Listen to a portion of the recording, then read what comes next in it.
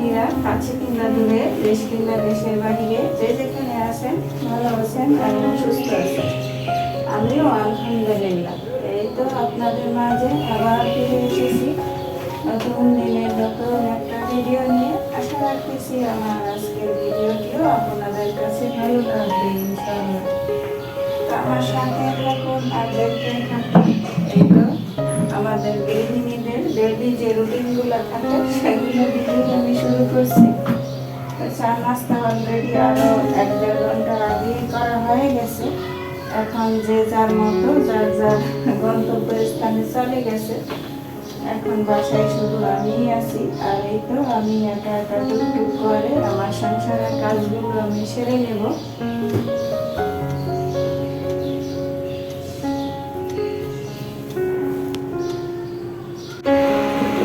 চলে আসছি দুপুরের রান্না বান্না। এই তো অফ ক্যামেরায় করলা ভাজি করে নিয়েছি। আলুর পরিমাণটা একটু বেশিই দিয়েছি। তো গরমের দুপুরে কিন্তু করলা ভাজি, পাতলা মসুরের ডাল, বিভিন্ন রকমের ভর্তা, এগুলো দিয়ে ভাত খেতে কিন্তু আমার কাছে খুবই ভালো লাগে। তো সেজন্য আজকে এই তো করলা ভাজি করে নিয়েছি। আর একটা ভাজি আছে, এখন বসিয়ে দেব।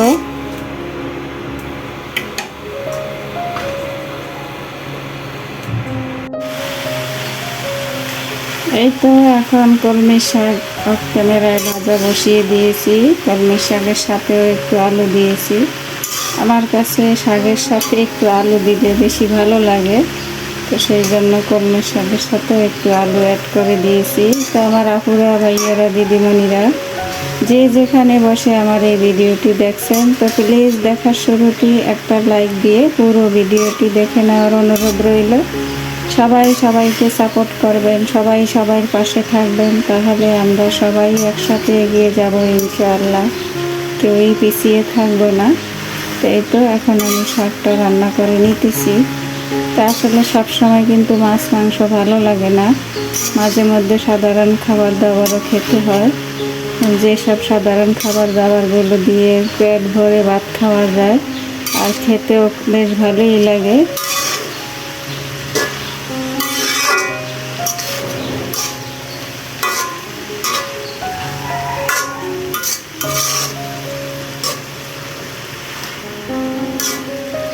উল্টিয়ে পাল্টিয়ে দিচ্ছি শাকটা।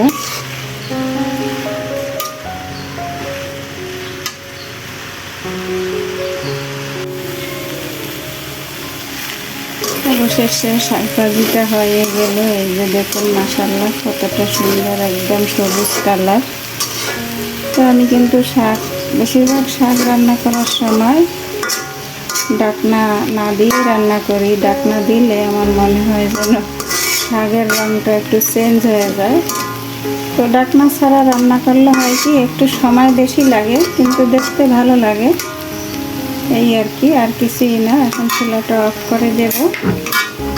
শাকের সাথে তো কাঁচামরিচ দিয়েছি, তারপর এই যে 3টে শুকনো মরিচও ভেজে নিয়েছি, কারণ এই শুকনো মরিচ শাকের সাথে খেতে আমার কাছে ভীষণ ভালো লাগে।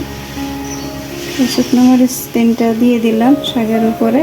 আর এই তো পাতলা মসুরের ডাল, করলা ভাজি, এই ছিল আমার মতো সাধারণ মানুষের সাধারণ রান্না বান্না। এই দিয়ে আলহামদুলিল্লাহ আমাদের আজকের দুপুরটা হয়ে যাবে।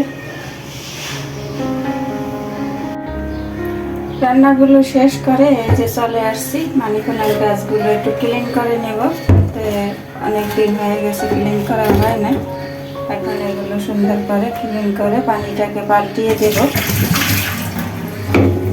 এই যে অনেকগুলো কিন্তু ডাল বের হয়েছে নতুন নতুন, এই যে এটার ভিতরে বের হয়েছে। তো এগুলো সময় করে কেটে নেব। এই যে বের হয়েছে মাশাআল্লাহ, এগুলো সময় করে কেটে অন্য একটা জারে লাগিয়ে নেব।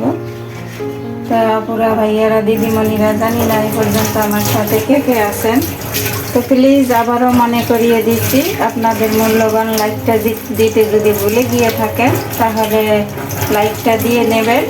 সবাই সবাইকে সাপোর্ট করবেন। তো আমার ভিডিওটি কিন্তু আজ এই পর্যন্তই, আর বাড়াবো না। একদম ছোট্ট একটা ভিডিও, আর একেবারে সাধারণ কাজকর্ম আমি মানুষও সাধারণ, আমার কাজকর্ম রান্না বান্না খাওয়া দাওয়া সব কিছুই সাধারণ। আমি সবসময়ই বলি। তো আমার ভিডিওটি আজ এ পর্যন্তই, দেখা হবে নতুন কোনো ভিডিওর মাধ্যমে। সেই পর্যন্ত সবাই ভালো থাকবেন, সুস্থ থাকবেন, নিরাপদে থাকবেন। সবাই সবার জন্য দোয়া করবেন, চলার পথে সতর্ক হয়ে চলবেন।